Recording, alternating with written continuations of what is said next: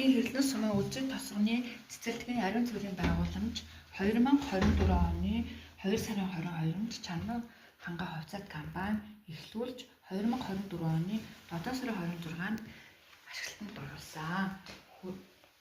3 бүлэг ажилтнуудын нийт 4 ариун цэврийн байгууламж барьсан.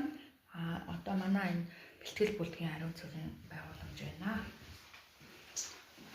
Нийт 3 суултуур, 3 угаалтууртай байгаа. Ариун цэврийн байгууламж 2 суултуур, 1 дүүш, 3 угаалтууртай. Бага бүлгийн ариун цэврийн байгууламж 2 суултуур, 1 дүүш, 3 угаалтууртай байгаа.